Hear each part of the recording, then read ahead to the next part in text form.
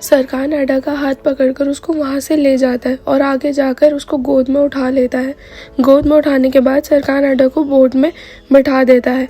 एडा सरकान के ऐसा करने से बहुत खुश हो जाती है और उसको प्यार से देखने लगती है।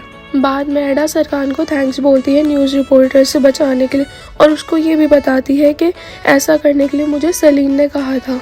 एडा सरकान से कहती है कि सलीन तुमसे बात करने के लिए तुम्हारा वेट कर रही थी और इन सब चक्करों में ना तुम अपना अवार्ड ले पाए और ना ही सलीन से बात कर पाए। सरकान कहता है कोई बात नहीं एडा, तुम परेशान मत हो, मैं सलीन से बाद में बात कर लूँ और अवार्ड की कोई ज़रूरत नहीं है।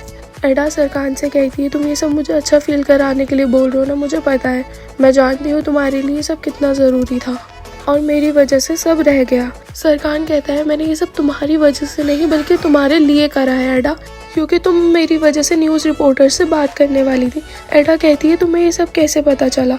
सरकान कहता है एंगिन ने मुझे वहाँ कर सब बता दिया था। अवार्ड सेरेमनी से वापस आते हुए फेरिट सेलिन से पूछता है तुम चुप क्यों। सेलिन कहती है मैं ये सोच रही हूँ कि सरकान का एंगेजमेंट कॉन्ट्रैक्ट मीडिया के पास कैसे गया, क्योंकि उस दिन पार्टी में सिर्फ सरकान की फैमिली और एडा की आंटी और हम दोनों के अलावा और कोई नहीं था। और फिर सरकान भी सेलिन को कॉल करके ये बोलता है कि पता करो सेलिन ये सब मीडिया में किसने लीक करा है। सेलिन कहती है ठीक है, तुम टेंशन मत लो सरकान, मैं सब कुछ पता करती हूँ। घर आने के बाद एडा अपनी आंटी से पूछती है कि मेलो कहाँ है। एडा की आंटी उसे बताती है कि सरकान के डैड ने उसे अपनी कंपनी में जॉब दे दी, तुम्हें नहीं पता। ये सुनकर एडा शॉक हो जाती है और कहती है मैं सिर्फ 2 दिन के लिए बाहर गई थी और मेरे पीछे से क्या क्या हो गया। एंगिन जैसे ही ऑफिस आता है पेरल उससे पूछती है तुम्हारे पैर में क्या हुआ।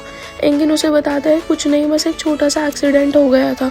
एडा भी ऑफिस आती है और पूछती है सरकान ऑफिस नहीं आया और उसका फ़ोन भी ऑफ है। एडम एडा से कहता है कि पता नहीं ये एक मिस्ट्री है और आज तक ये कभी सॉल्व ही नहीं हुई।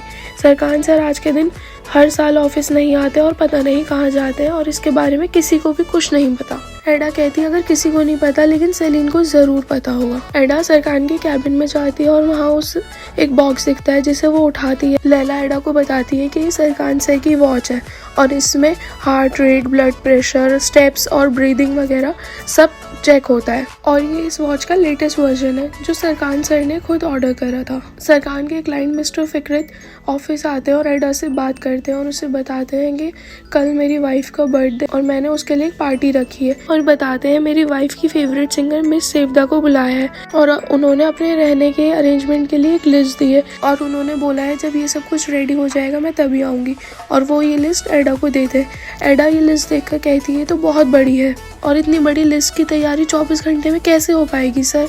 मिस्टर फिक्रित एडा को इंसिस्ट करते हैं। एडा कहती है ठीक है, सरकान ऑफिस में नहीं है इसीलिए मैं एंगिन और पेरल से पूछकर आपको बताऊंगी। सरकान के डैड भी ऑफिस आते हैं और ऑफिस आकर सेलिन को बताते हैं मैंने तुम्हारे लिए एक असिस्टेंट ढूंढ ली और उसे मेलो से मिलवाते हैं और बाद में वहाँ से चले जाते हैं। एंगिन और पेरल दोनों एडा से कहते हैं कि मिस्टर फिक्रित हमारे बहुत पुराने क्लाइंट हैं लेकिन ये पार्टी प्लान करना इम्पॉसिबल है, इतनी बड़ी लिस्ट 24 घंटे में हम कैसे तैयार करेंगे। एडा कैबिन में आकर मिस्टर फिक्रित को मना कर देती है लेकिन मिस्टर फिक्रित एडा को इंसिस्ट करते हैं और उसे बताते हैं लास्ट टाइम मेरी वाइफ को एक बीमारी हो गई थी और उस टाइम हम लोग मिस सेवदा के सॉन्ग सुनते थे और मैंने अपनी वाइफ को प्रॉमिस किया था कि जब वो ठीक हो जाएगी मैं उसके बर्थडे पर मिस सेवदा को बुलाऊंगा, लेकिन अब क्या होगा। ये सब सुनकर एडा इमोशनल हो जाती है और कहती है आप टेंशन मत लो, हम ये पार्टी प्लान करेंगे। मिस्टर फिक्रित एडा को थैंक्स बोलते हैं और वहाँ से चले जाते हैं। सेलिन फेरिट से बात करती है और उससे पूछती है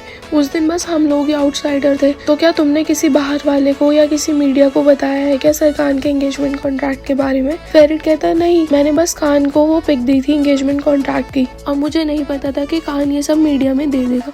सेलिन फेरिट पर गुस्सा करती है और उससे कहती है तुम ऐसा कैसे कर सकते, तुम्हें पता है ना सरकान पहले से ही तुम्हारा कान का रिलेशन पसंद नहीं करता। लैला और एडम एडा से कहते हैं मिस्टर फिक्रित से कॉन्ट्रैक्ट क्यों लिया, तुम्हें पता है सरकान सर इस बात पर कितना गुस्सा करेंगे और हमारे पास टाइम भी नहीं है जो हम ये कॉन्ट्रैक्ट पूरा कर सके। पेरिल और एंगिन भी वहाँ आते हैं और कहते हैं मिस्टर फिक्रित को मना कर दिया, हमें अच्छा नहीं लग रहा, वो हमारे बहुत पुराने क्लाइंट हैं।